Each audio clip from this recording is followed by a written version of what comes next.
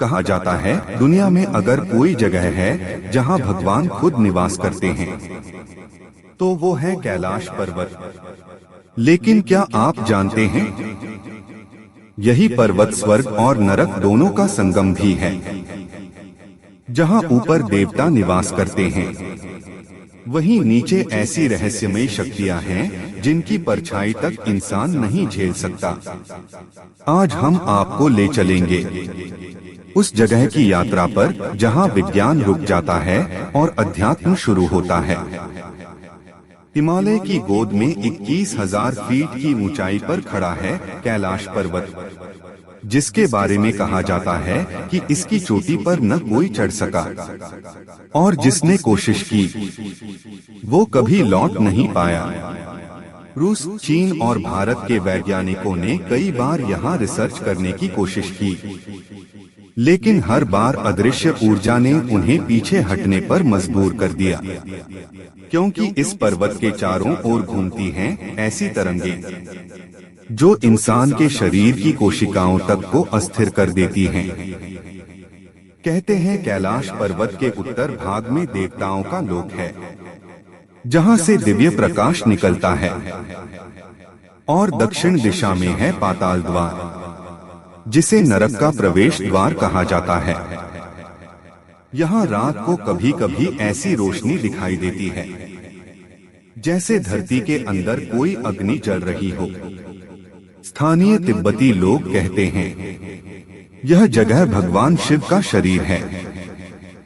ऊपर का भाग शिव का सिर और नीचे का हिस्सा उनका ध्यानस्थ रूप। जहां ऊर्जा ऊपर उठे तो स्वर्ग और नीचे गिरे तो नरक।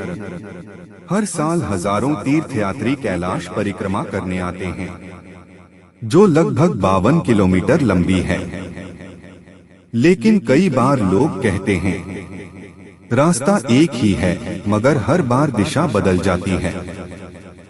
कई यात्री बताते हैं कि वो किसी अदृश्य शक्ति द्वारा धीरे धीरे पीछे खींचे जा रहे थे, जैसे पर्वत खुद उन्हें रोकना चाहता हो। कुछ यात्रियों ने कहा उन्होंने परिक्रमा के दौरान किसी और युग की झलक देखी, जैसे समय यहाँ थम जाता है और आप किसी और संसार में पहुँच जाते हैं।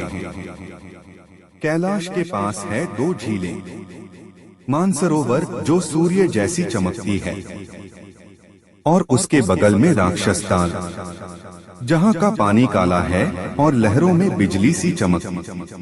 कहते हैं मानसरोवर स्वर्ग का प्रतीक है और राक्षस ताल नरक की ऊर्जा का द्वार। इन दोनों झीलों का आकार भी अजीब है। मानसरोवर गोल यानी शांति और राक्षस ताल अर्धचंद्राकार यानी विनाश। वैज्ञानिकों ने पाया है कि कैलाश पर्वत से नियमित रूप से एक ध्वनि निकलती है जो कि तरंगों जैसी होती है। कहा जाता है यह सृष्टि की मूल ध्वनि है। जो इस तरंग के निकट जाता है उसका दिमाग अजीब तरीके से प्रभावित होता है। कुछ को दिव्य अनुभूति होती है तो कुछ भय से कांप उठते हैं। 1960 में एक रूसी दल ने कैलाश के पास कैंप लगाया। उन्होंने दावा किया कि आसमान से उतरती रोशनी ने उनका पूरा कैमरा पिघला दिया। जब वो भागे तो कुछ लोगों के बाल सफेद हो चुके थे और शरीर पर जलने के निशान थे, लेकिन आग नहीं थी। बाद में वो बोले हमने वहाँ कुछ ऐसा देखा जो इंसानों के लिए नहीं था। शास्त्रों में कहा गया है जो मन से शुद्ध नहीं वो कैलाश को नहीं पा सकता। यहाँ केवल वही पहुँचता है जिसका कर्म और विचार दोनों निर्मल हों, क्योंकि यह स्थान है त्रिलोक का संगम, जहाँ देवता, राक्षस और मनुष्य की सीमाएं मिट जाती हैं। कैलाश केवल एक पर्वत नहीं, यह एक चेतना है जहाँ स्वर्ग शुरू होता है और नरक समाप्त। जो यहाँ पहुँचता है वो या तो मोक्ष पाता है या मिट जाता है।